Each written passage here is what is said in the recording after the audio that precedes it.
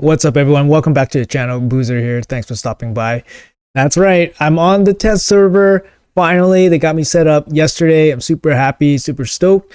And you know, it looks pretty awesome. When you're looking around, you got like infinite resources to build anything you want, however you want. And of course, we got some new things to show you guys.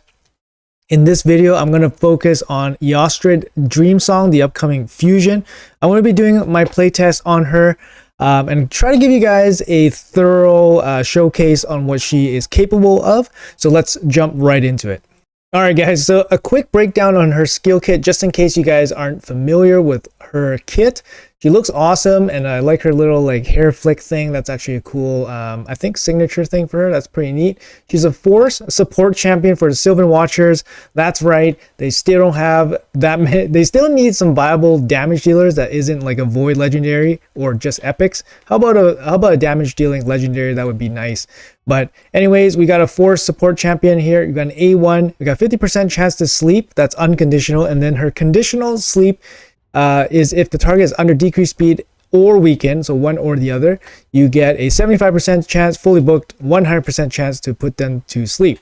Sifi has a conditional 100% irresistible chance to sleep, and then another condition for a heal, which is actually pretty cool. She is probably the strongest A1 around, so it's hard to compare.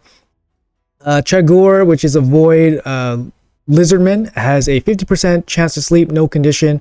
So Slumber Wisp on Eostrid has at least a Chagar A1, which is pretty good if you're lining her up against a void legendary. So it's a pretty good A1, to be honest, but of course going to be useful in arena mostly. A2, great move here, 3-turn cooldown when fully booked. Big decrease speed, 100% chance. Big weaken here, 2 turns. Also decrease the turn meter of all enemies. So good for wave-based content. Not so much bosses. Arena is going to be good. Hydra is going to be good because of the decreased speed and weaken. And then coming into her A3 here, which is also actually a really good move.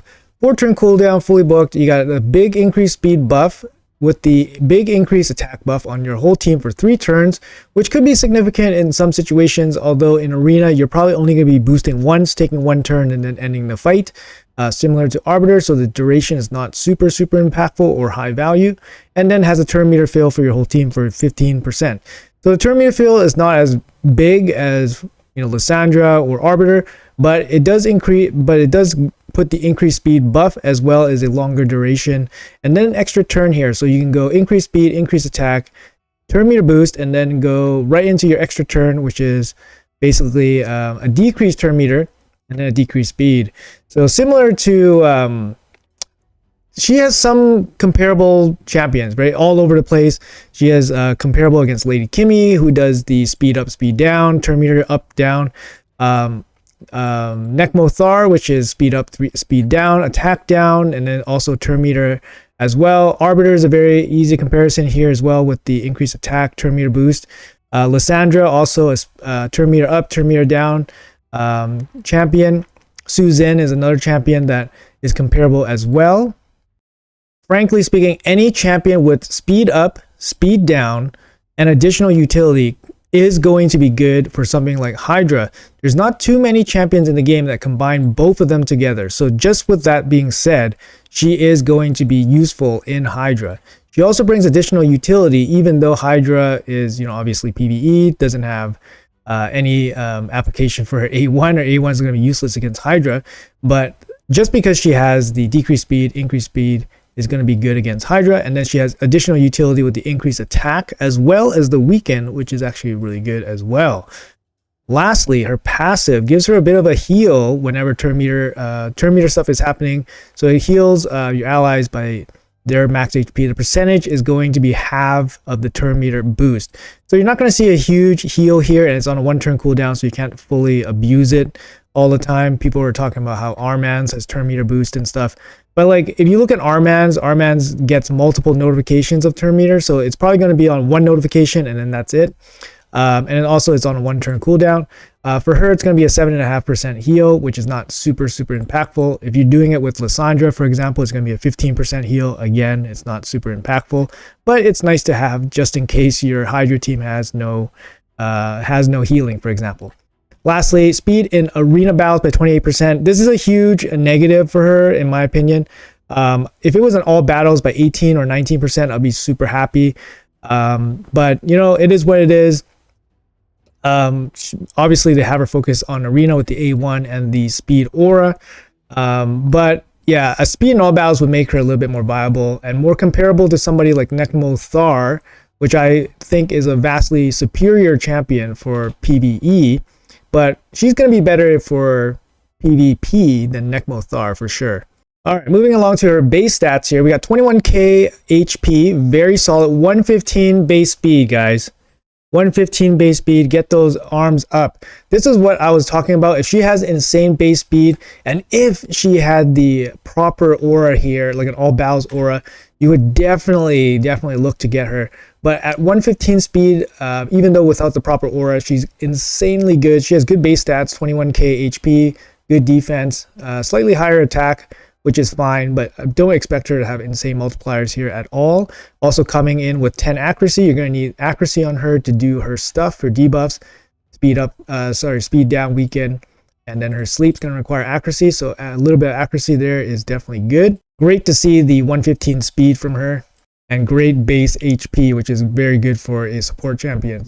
So I'm going to fully book her out, I'm going to master her, and I'm going to gear her up, and then we'll see what we can do. Oops, I have no books. I better get some books. All right, that's better. Now we got some books. Let's go. Let's fully book her out. So what do we got here? We got 5 books, 11 books,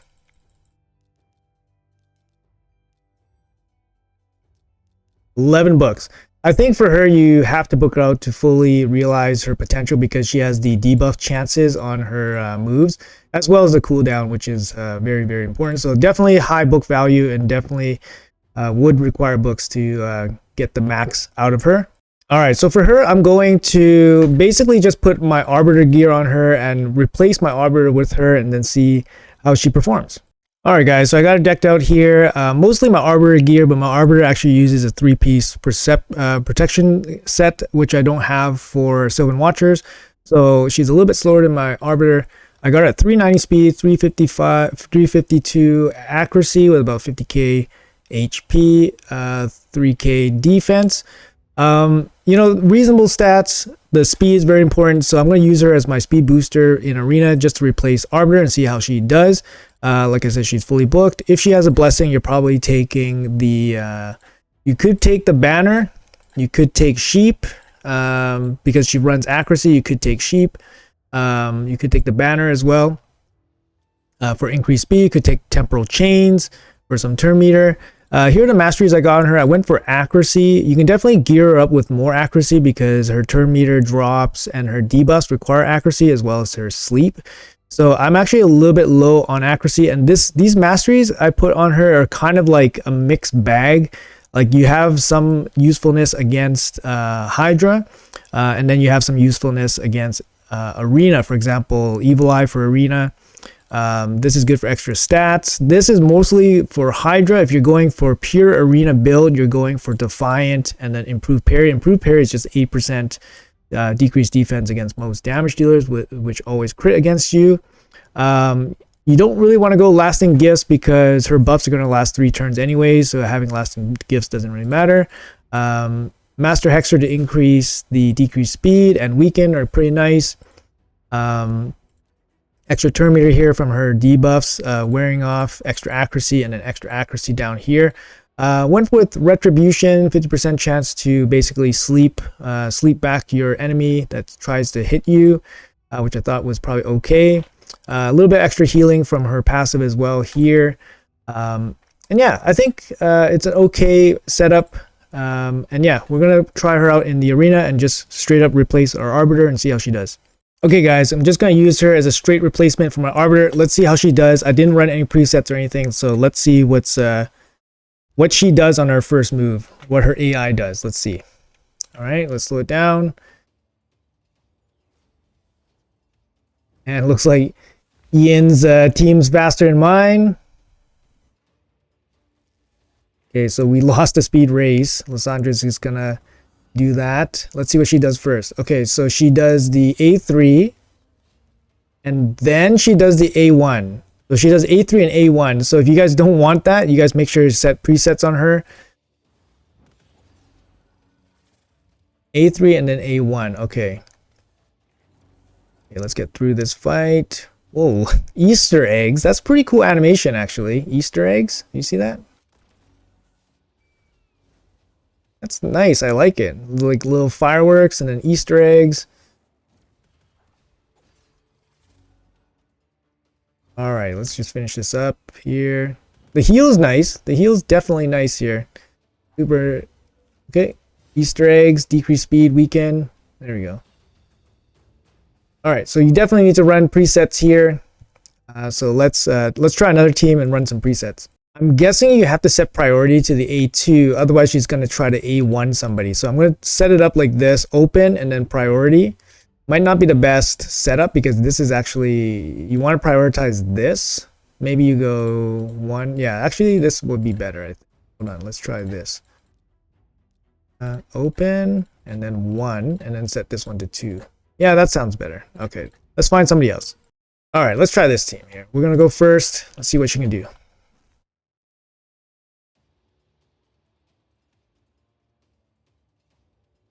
Okay, Terminator boost. Then the debuffs come down. Oh wow, we already got another turn.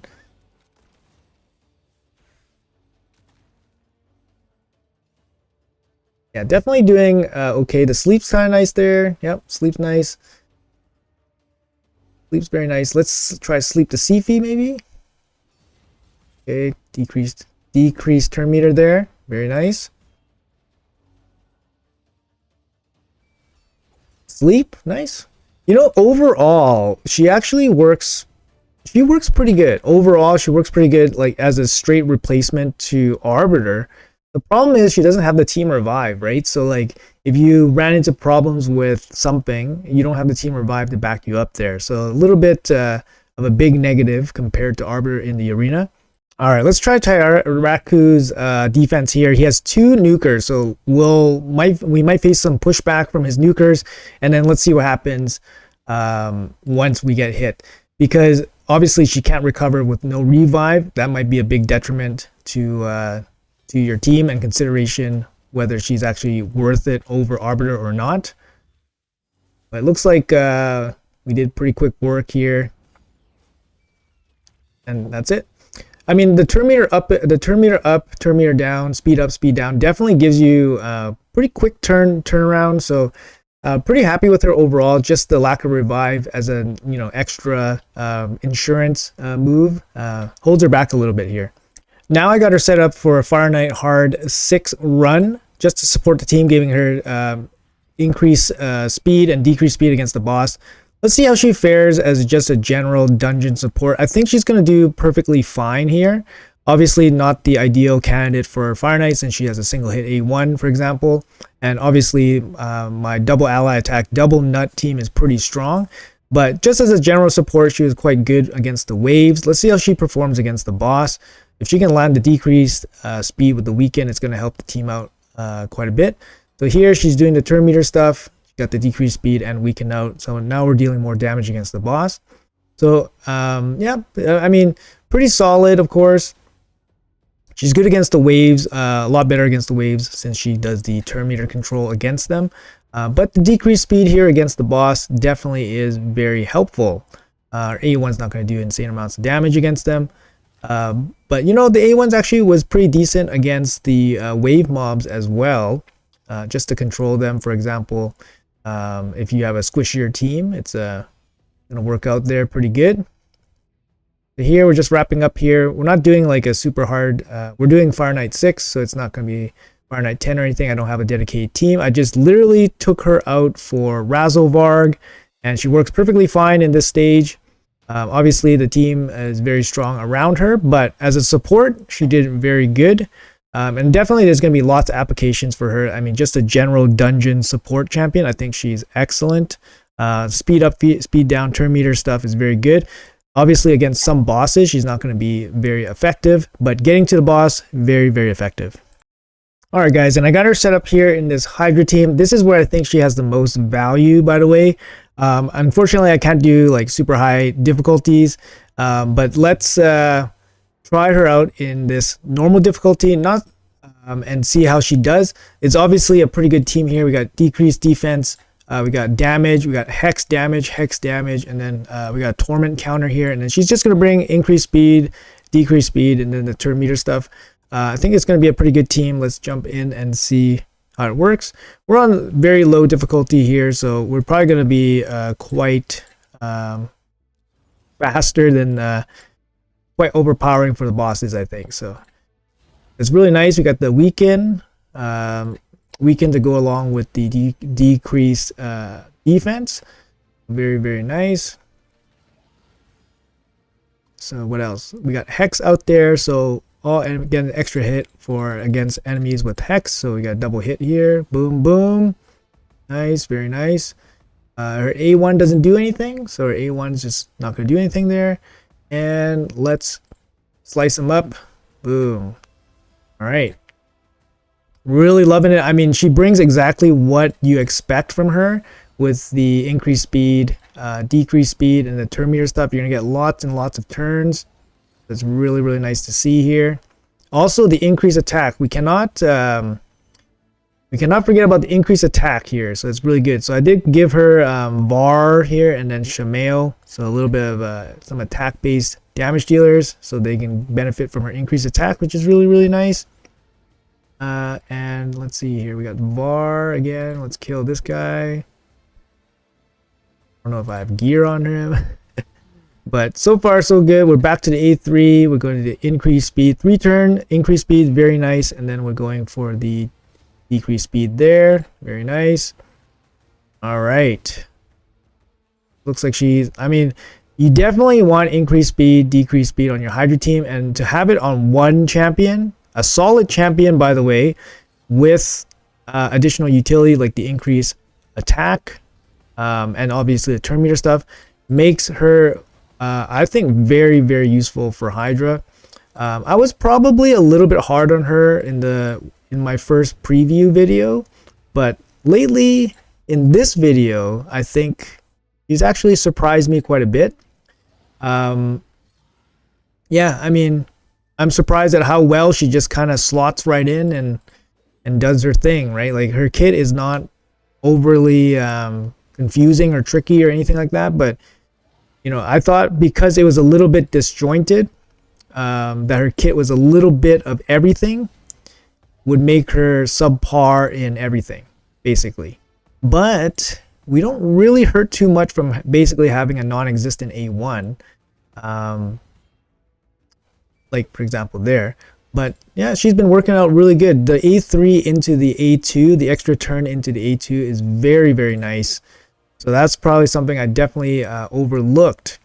So I'm very happy to see her performing very well in Hydra. I think she's going to help out a lot of people. So I think as an overall verdict for you guys, I think she's going to be kind of a must-do if you don't have already significantly like deep roster. Obviously, like I said, the comparables for her was like Nekmo Thar, Lady Kimmy. I think she's better than Lady Kimmy for Hydra. I think for Hydra they're very comparable because Lady Kimmy also has a Doom Tower aura, which isn't very helpful. But she also brings speed up, speed down, also additional utility with increased accuracy and a buff strip. And her A1 is kind of useless too against Hydra, similar to how Dreamsong is as well. So she's probably the closest comparable. Yeah, super high base speeds for both of them as well, so very, very comparable champions. Nekmo Thar I think is better overall because he does bring a consistent leech. He brings a all battles aura. He brings the attack down, which I think is probably a little bit better than the weaken, to be honest. If I had to pick one, I'd probably pick the attack down, but of course weaken will boost your damage and all that stuff. Eostrid actually has better base speed than Nekmo Thar, so you can make Eostrid quite fast compared to Nekmo. The other comparable would be like Suzanne or Arbiter or Lysandra, and I think those champions are a little bit better for PvP, but Eostrid's probably better for Hydra. Yeah, it's arguable. It's arguable. But I think if you're putting her in the conversation with those champions, I think she's going to be solid, if not very good. So if you guys have the resources, definitely consider picking her up. Hopefully this showcase showed you guys how good she can be, and what applications you guys can use her in. Let me know in the comments below what you guys think of her now after seeing this. For me personally, I'm definitely going for her. I think she's a solid champion. She might make it into some teams, and overall I think she's gonna be good in like Cintranos. She's just a solid champion overall in my opinion, and yeah, looking forward to picking her up on my accounts. Anyways guys, thanks for watching. As always, have a great start or rest of the week, and I'll see you guys in the next video.